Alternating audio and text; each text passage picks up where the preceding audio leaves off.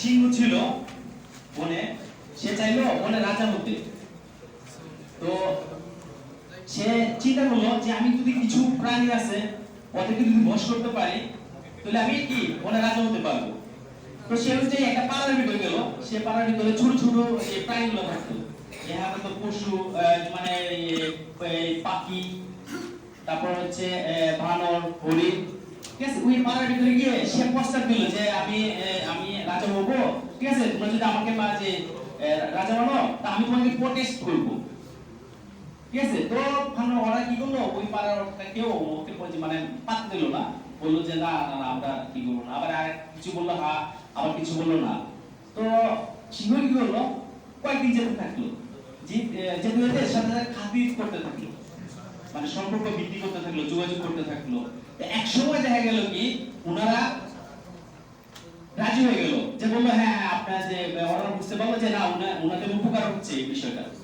হ্যাঁ, তো ওনাদের উপকার যেহেতু হচ্ছে তাহলে তো আমরা যে সিংহকে আমরা রাজা মানতে পারি, ঠিক আছে। তো ওনারা মানলো, সিংহকে রাজা মানলো। এখন ধরেন আমাদের প্রোগ্রামের ভিতরে এরকম কারা আছে যারা মানে যে একবার হা একবার না, একবার হয় হ্যাঁ হ্যাঁ একবার না না না না করে গেস, এটি গেস।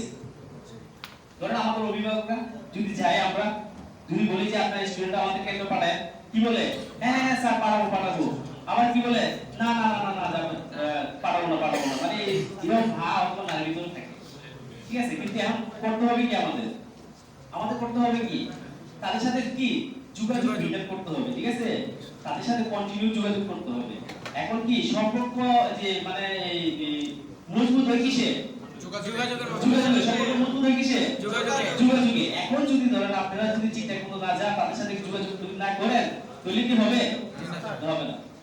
আচ্ছা, এখন যদি কিছু অভিভাবক আছে যারা যে মানে নাই বলে, না বললে কি হেরে গেলেন নাকি, আপনি গেলেন উনি অভিভাবকরা বললো আপনাকে যে এই আপনি প্রস্তাব দিলেন, বললেন যে আমাদের সাথে চলে আসে, আমাদের কেন্দ্রে পাঠায়, আপনি উনি বললেন যে অভিভাবক বললেন না, ঠিক আছে। তো আপনি আর করে গেলেন না, তার মানে কি আপনি হেরে গেলেন, ঠিক আছে না। কন্টিনিউ যেতে হবে, কন্টিনিউ গেলে ওনার সাথে একটা যোগাযোগ বিল্ড আপ হবে।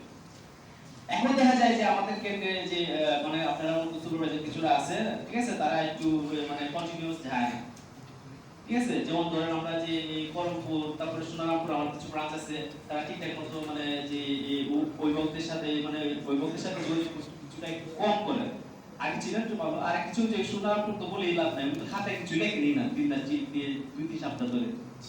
যাই হোক, আমরা চেষ্টা করবো যে এরকম না করতে, একটু চেষ্টা করবো এখন থেকে অভিভাবকদের সাথে একটু যোগাযোগ যেন ভালো থাকে, যার কারণে আমরা যাতে ওনাদের সাথে ভালো সম্পর্ক গড়ে তুলতে পারি এবং আমাদের প্রোগ্রামটাকে সামনে দিয়ে এগিয়ে দিতে পারি। আচ্ছা, এখন প্রোগ্রামে যে গল্পে আসি, গল্পের দ্বিতীয় যে প্রাণীর কাছে গেল সেটা হলো কি,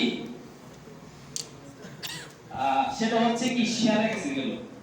তো শিয়াল তো জানেনই খুব চালাক, পণ্ডিত, চালাক।